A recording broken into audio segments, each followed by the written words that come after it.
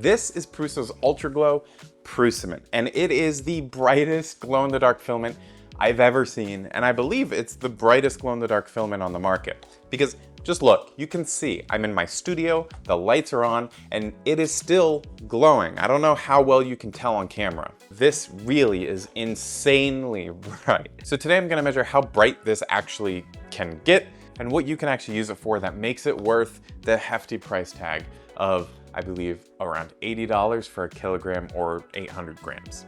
So just to compare, I have Prusa Ultra Glow and I have Overture glow-in-the-dark filament. Now, if you look at these two, they both come out around the same color, but Overture's doesn't look like it's glowing at all right now, and this is bright green and glowing, even under the studio lights. But to take things further, I measured the difference between these two, and you can see that here. So the brightest and most obvious filament here is the Prusament Ultra Glow, obviously, and the dimmer one is the Overture ABS glow-in-the-dark filament.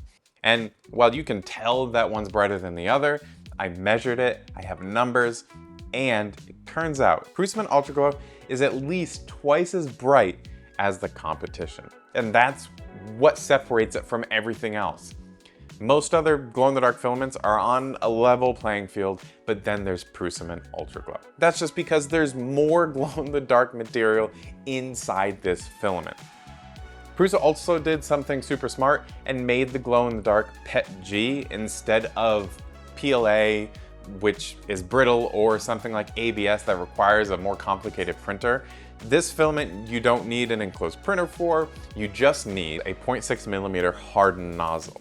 And I printed on the Prusa Core 1L. There's already a print profile for this filament and it worked insanely well.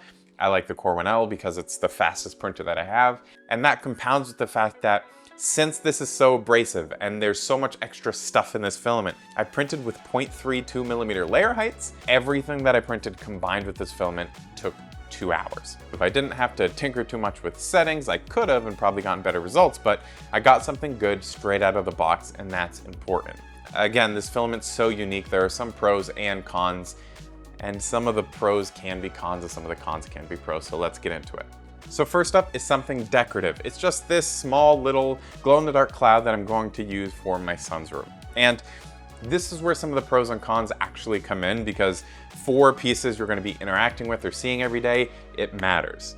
It's extremely abrasive, so you're not going to get a smooth feel to anything. No matter what kind of build plate you use, no matter how much sanding you do, I'd be surprised if this can truly get really smooth because there's a lot of particles in here. Now that means if you want something tactile that's smooth, you're not gonna be able to get it with this filament. You're gonna have to use a different glow-in-the-dark filament. But for something like this that's going on a ceiling or a wall or a part of a decoration that people aren't gonna be touching all the time, that's fine.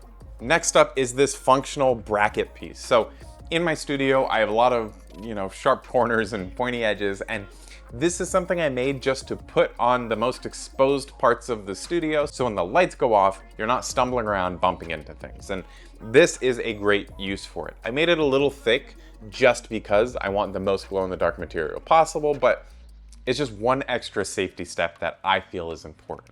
And you're gonna see that's a theme with this filament. It's all about making things safer, and that's the practical use of glow-in-the-dark filament, other than just cool decor items. So the next thing is another safety item. I printed this exit sign.